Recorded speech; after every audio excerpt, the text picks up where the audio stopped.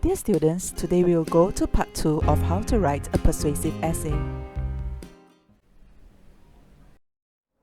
Here is an overview of our persuasive writing module.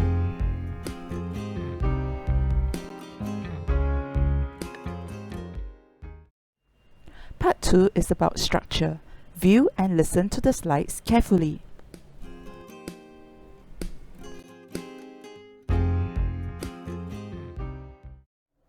Let's recapitulate. Now we practiced writing an introduction in the last lesson. However, the introduction should be written after the main arguments have been conceptualized. This is because the introduction will then be able to properly introduce the arguments and make the essay congruent. Here are today's contents. Say you have conceptualized your 3 arguments. From there, we try to capture the main idea. You can think about it as the impact of the main arguments. And then we can proceed to craft the introduction. Now, let's first examine a set of possible arguments.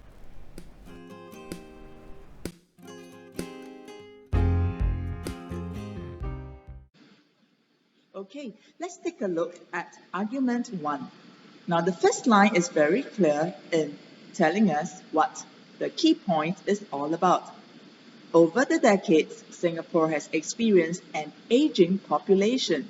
So aging population here is the main point, and therefore this whole sentence is our topic sentence.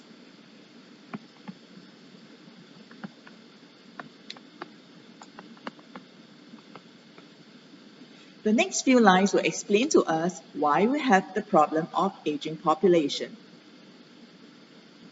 Due to the successful campaign for a maximum of 2 children in the family in the 1970s, the country has seen a decline in the number of babies being born. Here the writer uses a fact to support his point. Next. Most couples also prefer to defer the starting of a family due to lifestyle and career choices. In 2017, the fertility rate of Singapore is 1.16 births per woman. Now this is a statistic. And this serves as the evidence to prove his point. So together, these few sentences give us reason number 1 for why we have a declining birth rate and a shrinking population. The next line sums up reason number 1. Now, the writer has a second reason for aging population, and he connects it with this phrase, to compound the problem. To compound the problem means to add on to the problem. Better advances in healthcare have led to longer lifespans, which means that people are living longer and becoming older. This is reason number 2.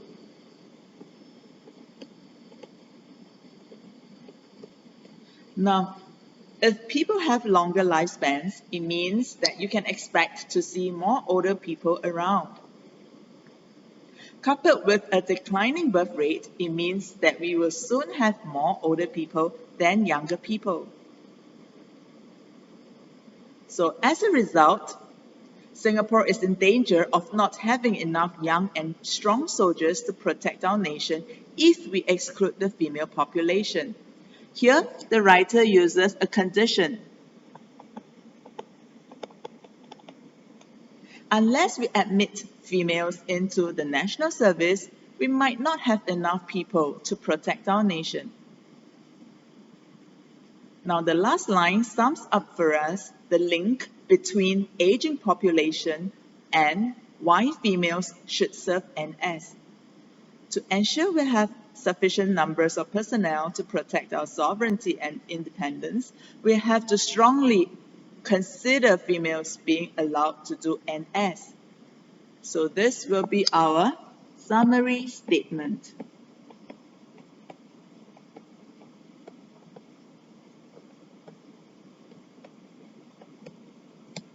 So here you go. This is how argument 1 is constructed. Alright, now let's examine argument 2. Argument 2 begins with moreover.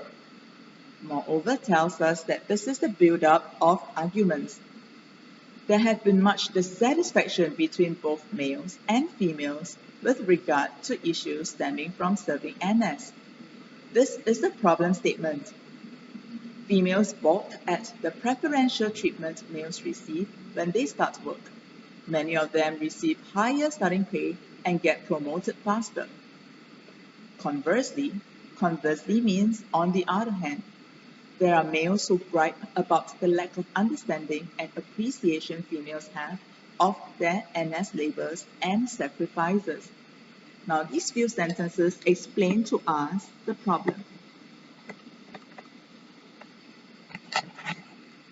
The next few sentences will describe an example. One tragedy involved the death of an NS enlistee a few years ago. Being asthmatic, he died from suffocating in a smoke grenade-filled training accident. A girl unknown to him circulated insensitive remarks about his death online, suggesting he and the rest of local males were weak. This lack of empathy results from not sharing a common experience. So here is the example that proves the point of the writer.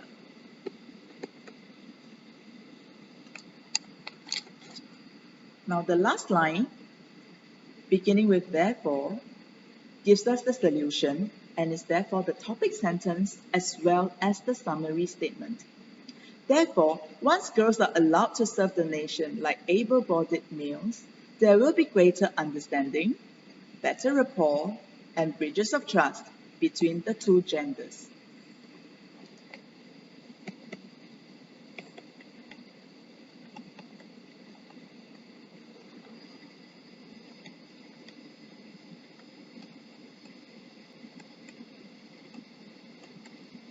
So there you go. This is how argument 2 is constructed. Alright, let's get to argument 3. Now, argument 3 begins with last but not least. Last but not least tells us that this is the final argument. For a nation to be strong, its people must have strength of mind and character to weather the storms of life. For that to happen, females must be able to exhibit loyalty as most, if not all, the males. This is not to doubt the patriotism of females, but by getting girls to serve NS, they will truly empathize with the males. Now these few lines explain to us why the NS experience is very important in order to strengthen the mind and character of girls. The next few lines will give us a hypothetical example of exactly how the NS experience toughens girls. Let's take a look at it. They will experience house sweating in dirty jungles, sacrificing weekends for sentry duty, and toughing it out in physical training are part and parcel of serving the nation. Once girls do NS, they will be able to develop a sense of camaraderie among themselves as well. This can only toughen them mentally and physically. So this is a hypothetical example.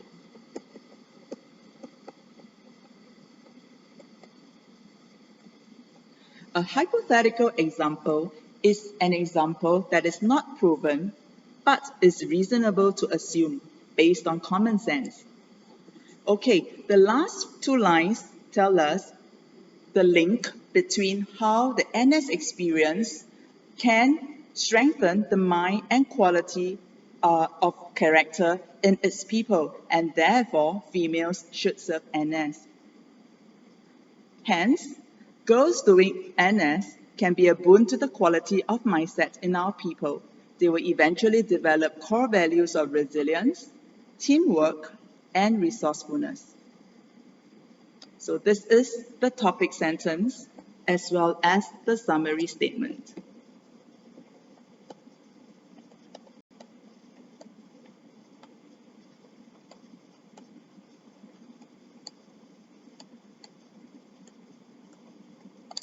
So this is argument 3.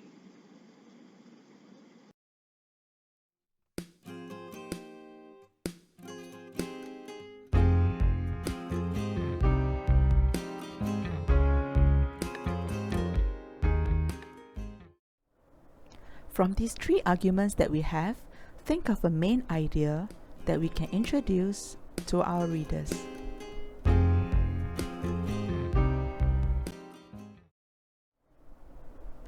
Once again, when we think about the main idea, think of the impact of these points. First, aging population makes female involvement necessary. Second, trust and understanding bring about stability and cohesion. Third, development of core values strengthens our social defense. Hence, the main idea is that female involvement in national service brings about various benefits to the society. Thus, with this main idea, we can craft our first liner. For example, we can use a quote. Then we develop it by explaining the quote. Lastly, we end with a thesis statement to summarize the 3 main points. Now it's your turn. Try to conceptualize 3 main arguments for this essay title. Draw out the main idea and then write an introduction for it.